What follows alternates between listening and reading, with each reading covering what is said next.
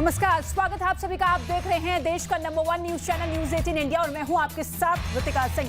सबसे सटीक और भरोसेमंद खबरों के लिए देश ने एक बार फिर न्यूज 18 इंडिया पर भरोसा जताया है। आज तक को पीछे छोड़ते हुए न्यूज 18 इंडिया लगातार देश का नंबर 1 चैनल बना हुआ है। तो न्यूज 18 इंडिया पर भरोसा जताने के लिए दर्शकों का बहुत बहुत शुक्रिया और लगातार बड़ी खबरें आपको बता रहे हैं। लेकिन सबसे पहले हम बात करेंगे पीएफआई पर एनआईए के प्रहार की। देश के 10 से अधिक प्रदेशों में पीएफआई के ठिकानों पर लगातार छापेमारी की जा रही है। नमस्कार, मैं रीमा प्रसाद। इस वक्त सबसे बड़ी खबर पे हम नजर डालेंगे। छापेमारी के बाद अभी तक 100 से ज्यादा लोगों की गिरफ्तारी हो चुकी है। बात पीएफआई पर दिल्ली में हुई हाई लेवल बैठक की भी करेंगे। हम आपको बताएंगे सिलसिलेवार तरीके से कि गृह मंत्री के अधिकारियों के साथ हुई बैठक से क्या निकलकर सामने आया है।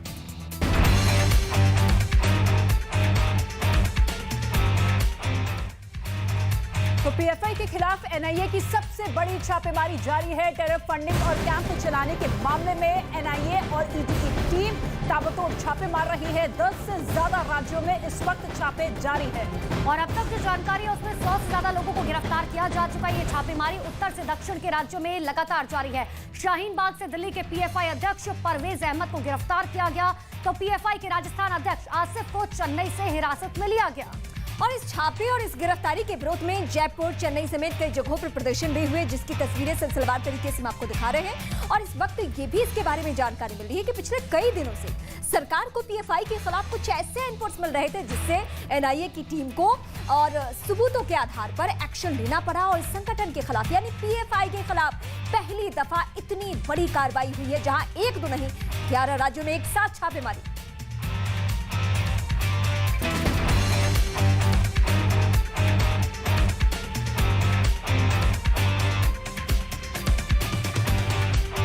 देश के 13 राज्य, एनआईए और ईडी की ताबड़तोड़ रेड,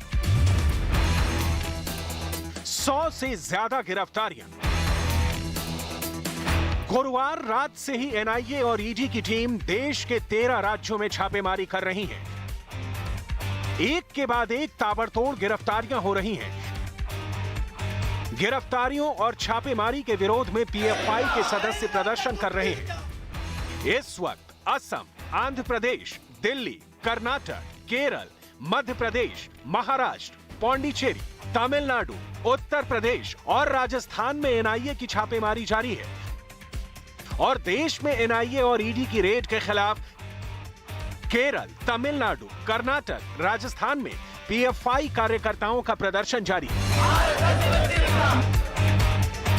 दिल्ली के पीएफआई अध्यक्ष परवेज गिरफ्तार, राजस्थान से 2 गिरफ्तार, औरंगाबाद के 3 पीएफआई सदस्य हिरासत में, यूपी से 8 गिरफ्तार। एनआईए ने उत्तर प्रदेश से कुल अब तक 8 लोगों को पीएफआई करेक्शन मामले में गिरफ्तार किया है। 2 शख्स को लखनऊ से गिरफ्तार किया गया है। इस वक्त हम मौजूद हैं लखनऊ के इंदिरा नगर में और यहाँ पर से एक वसीम नाम के शख्स को गिरफ्तार किया है। वसीम उर्फ बबलू, जो कि टेलर का काम करता था। मैं आपको तस्वीरें दिखाऊं तो ये वसीम का घर है। इसके अलावा कई और जिलों से, बहराइच से भी गिरफ्तारी हुई है। एनआईए ने गिरफ्तार किया है। बस्ती से गिरफ्तारी हुई है, लखनऊ से गिरफ्तारी हुई है।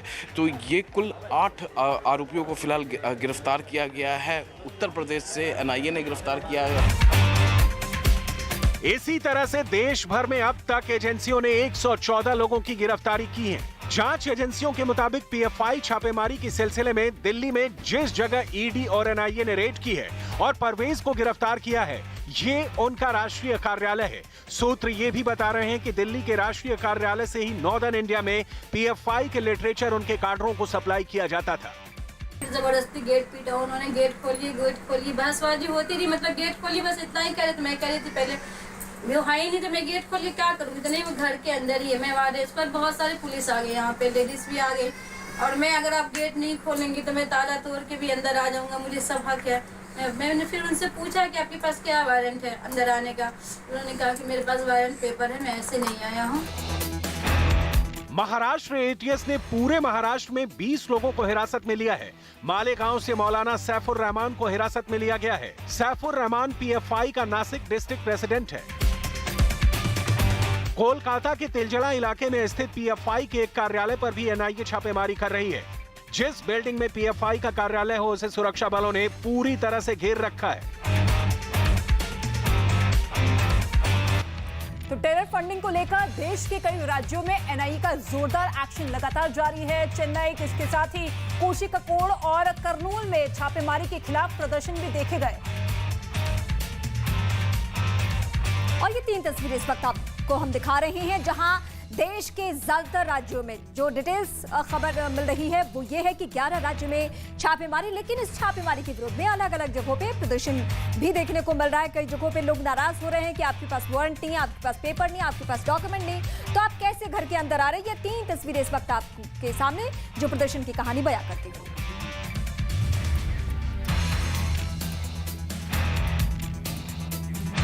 तो चलिए अब आपको मैप के जरिए दिखाते हैं कि कहां-कहां पर एनआईए और ईडी की तरफ से छापेमारी चल रही है, क्योंकि केरल से लेकर बिहार तक सुबह से ही छापेमारी लगातार जारी है।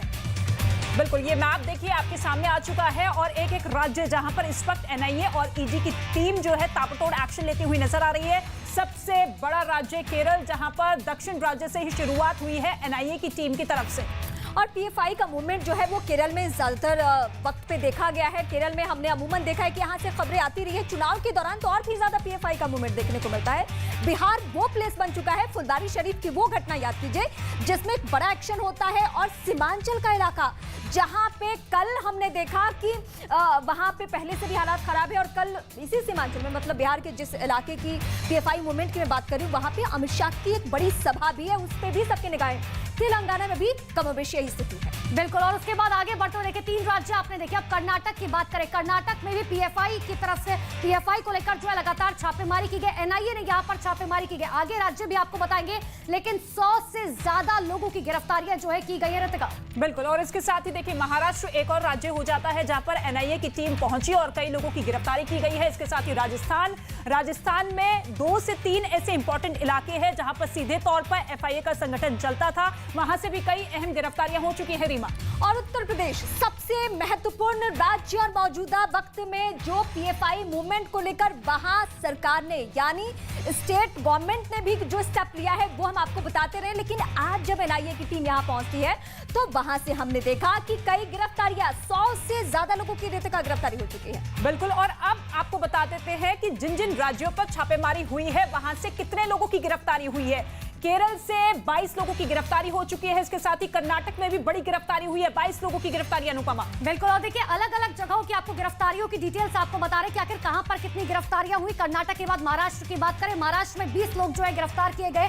साथ ही तमिलनाडु की बात करें तो तमिलनाडु में 10 लोग गिरफ्तार किए गए, तो आंध्र प्रदेश में 5 लोगों की गिरफ्तारी की गई। रीमा, बिल्कुल, और मध्य प्रदेश में 4 गिरफ्तारियां। लेकिन आप ये मत सोचिए कि यहाँ पे मूवमेंट नहीं है। जो हमारी टीम है, यानी एनआईए की टीम, उस टीम के पास ऐसे डॉक्यूमेंट्स हैं जो आने वाले वक्त में परेशानियां बढ़ सकती है। उत्तर प्रदेश से 8, असम से 9, दिल्ली से 3 गिरफ्तारी और 2 राजस्थान से। ये जो भारत का मैप इस वक्त आप देख रहे हैं, आप इससे ही समझ सकते हैं कि हालात क्या बने हुए और पीएफआई का मूवमेंट किस तरीके से है। पीएफआई पर आरोपों की लंबी फारिश है जो पिछले 12 सालों में लगातार बढ़ती चली गई। क्योंकि देखिए पीएफआई के कार्यकर्ताओं पर आतंकी कनेक्शन से लेकर हत्या तक के आरोप जो हैं वो लग चुके हैं। और इसके साथ ही 2012 की बात की जाए तो 2012 में केरल सरकार ने हाईकोर्ट में यह बताया कि हत्या के 27 मामलों में पीएफआई का सीधे तौर पर कनेक्शन है। पीएफआई से जुड़े लोगों पर आरएसएस और सीपीएम के कार्यकर्ताओं की हत्या तक का आरोप लग रहा है। इसके साथ ही 2010 की बात की जाए तो पीएफआई पर सिमी से कनेक्शन के भी आरोप लगे हैं, क्योंकि इस संगठन से जुड़े लोग, बहुत से लोग जो कि सिमी के सदस्य भी रह चुके हैं। और 2012 में केरल सरकार ने हाईकोर्ट में यह बताया था कि पीएफआई और सिमी यानी कि प्रतिबंधित संगठन students Islamic movement of India का ही एक नया रूप है और इसके काम करने के तरीके भी एक जैसे हैं।